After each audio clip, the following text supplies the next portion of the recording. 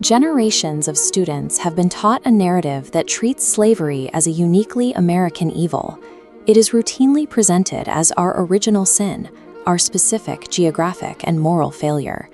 The messaging works. When a University of Wisconsin professor spent 11 years testing his students' historical literacy, he found they overwhelmingly believed slavery began in the United States.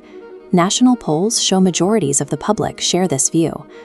This chart shows the estimated 12.5 million people brought to the Americas during the 350-year transatlantic slave trade. Out of that massive total, only about 472,000, roughly 3%, ended up in the 13 colonies. The vast majority of those captured were sent further south. Just under half, an estimated 5.4 million people, were shipped to Brazil. Millions more were sent to the Caribbean to work in notoriously brutal conditions on sugar plantations in places like Jamaica, Cuba, and Saint Domingue. The United States did not invent slavery, nor was it the main destination for the transatlantic trade. Statistically, America was a minor fraction of a sprawling global machine. The mainstream curriculum often portrays a simple transaction: European colonizers wading into the African interior to capture free people for their ships. In reality, European buyers relied on pre-existing African empires, like the Kingdom of Dahomey. This was a massive West African state, whose wealth, military power, and cultural splendor were built almost entirely on the systematic capture and sale of neighboring tribes. To feed this economic engine, Dahomey deployed an elite all-female military unit known as the Dahomey Amazons. They acted as the empire's chief slave catchers, relentlessly raiding nearby towns and returning with large contingents of captives. Their efficiency was staggering. By the time the kingdom fell, an estimated 1.9 million slaves had been funneled through the West African coastline controlled by the Dahomey, sold to European merchants waiting at the ports. The transatlantic trade relied on highly organized intra-African warfare. The enslavers and the enslaved were often from the same continent. Another major myth is the belief that historical slavery always looked exactly one way: white masters holding black slaves. For centuries, the Ottoman Empire and its North African corsairs, the Barbary pirates, raided the coastlines of Europe. They targeted and kidnapped white Christian populations from as far away as Ireland and Iceland. Between the 16th and 19th centuries, roughly 1.5 million Europeans were captured. Many were sold at auction in North African markets, while others were chained to the oars of Ottoman galley ships, shackled in place 24 hours a day for years at a time. Even the scale of the transatlantic trade is dwarfed by the East African Arab slave trade.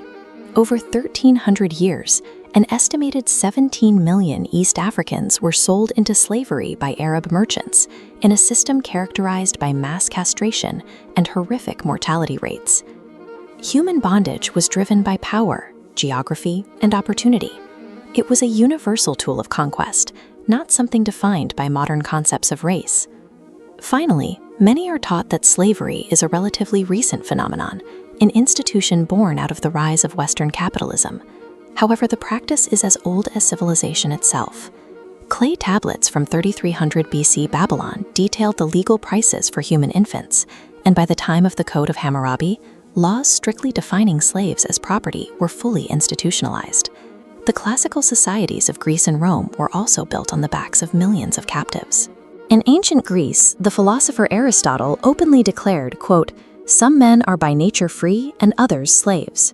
In early America, these complexities continued. Hundreds of thousands of white immigrants arrived as indentured servants in conditions that mirrored chattel slavery. And by 1860, thousands of Native Americans and free black men were themselves documented slaveholders.